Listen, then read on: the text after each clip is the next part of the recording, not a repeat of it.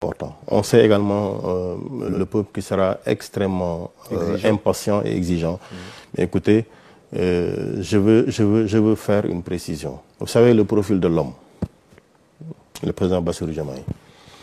Il est l'un des rares candidats à déjà avoir prêté serment. Parce qu'en novembre 2007, il avait déjà prêté serment au niveau du tribunal pour être un homme loyal envers l'État, envers le peuple. C'est l'un des rares candidats à avoir déjà fait ça. Sa carrière, il a été éduqué par l'État, formé par l'État, pour être un serviteur du peuple.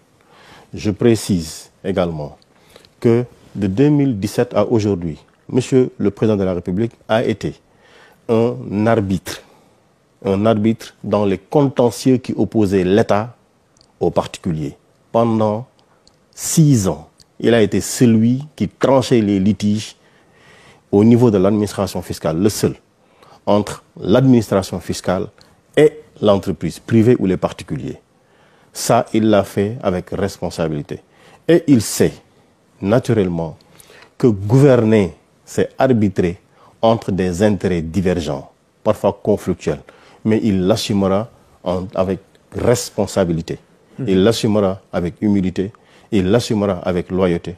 Parce qu'à la fin, il n'y a pas de victoire à être élu.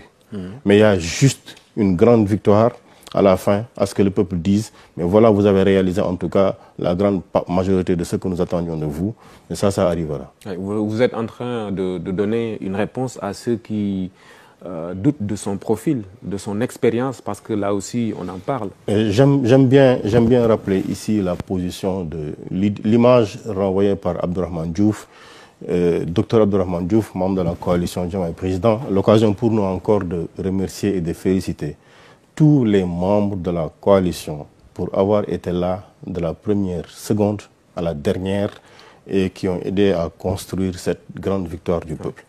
Et il disait, lui, oui, à quoi nous sert-il d'avoir des expérimentés s'ils n'ont jamais été capables de nous sortir de la situation dans laquelle nous nous trouvons?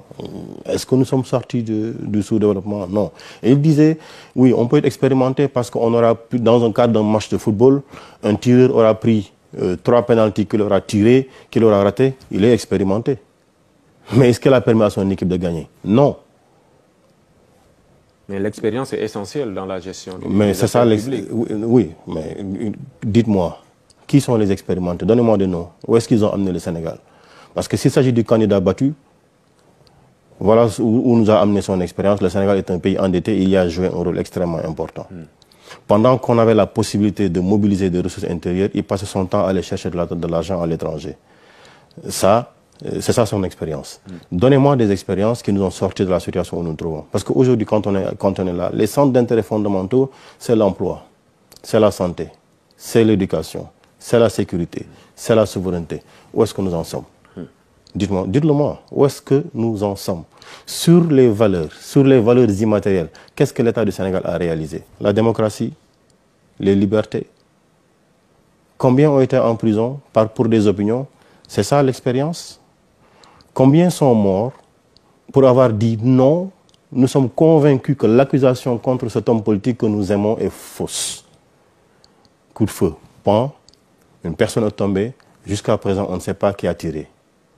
Jusqu'à présent personne. C'est ça l'expérience? Dites-moi, vous savez le président de la République, Abdoulaye Wade, a été là pendant 12 ans. On lui a voté un budget de 17 000 milliards. Le président Macky Sall a été là pendant 12 ans. On lui a voté un budget de 44 000 milliards. Où est-ce que ça nous a amené? 44 000 milliards après.